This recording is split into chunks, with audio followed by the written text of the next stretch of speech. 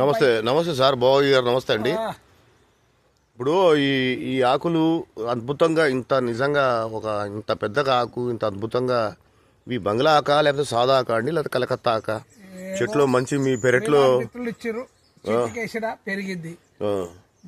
ఏంటి దీనివల్ల లాభాలు ఈ ఆకుల వల్ల? పాను కట్టుకోవటం పాను కానీ పూజ కూడా పనికొస్తాయి అంటున్నారు కదా. పూజకి వాడవచ్చు కదా.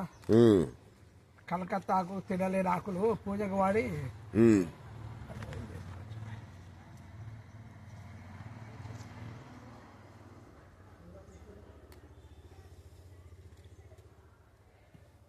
ఇది మీరు అంటూ వేసారా మీరే? మొక్క తెచ్చేసా. ఆ మొక్కతోనే ఆటోమేటిక్ వచ్చేస్తుంది. మొక్కతోనే చెట్టుకి కట్టినా తాళ్ళతోటి కట్టిన మధ్యలో తాళ్ళతోటి చెట్టుకి అటాచ్ చేసిన ఏర్లని అతకపోయినాయి కట్టడం వల్ల.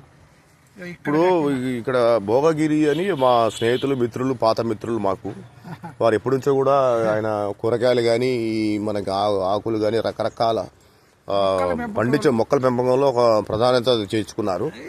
ఆ సారు ఈరోజు ప్రత్యేకించి ఆయన పిలిచి ఈ కలకత్తా ఆకులు బంగ్లా ఆకులు సాదా ఆకులు పెంచడం జరిగింది.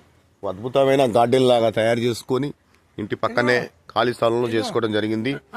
ఖమ్మం నుంచి ఆ చెట్టు చూసినా చెప్పండి. అది ఒత్తి లేకుండా ఆకుతోటి వెలిగించుకోవచ్చు, దీపారాధన చేయొచ్చు. ఓ చూద్దాం, అది ఒకసారి వెలిగిన తర్వాత చూద్దాం. తర్వాత ఇప్పుడు మన YouTube channel Taj TV Khammam నుంచి మాట్లాడుతున్నాం. మంచి అద్భుతమైన ఈ ఒక కూరగాయలు కానీ ఆకులు వేస్తా కానీ ఇంటి దగ్గరే వండుకుంటా ఈ అద్భుతంగా చేస్తున్నారు. థ్యాంక్ యూ, ధన్యవాదాలు సార్. మళ్ళీ మీకు కలిసి ఏదైతే మొక్కలు కొత్త కొత్త మొక్కలు ఉన్నాయి మీ గురించి తెలుసుకుంటాం.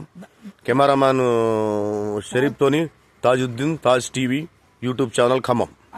అది ఫోటో తీసుకో.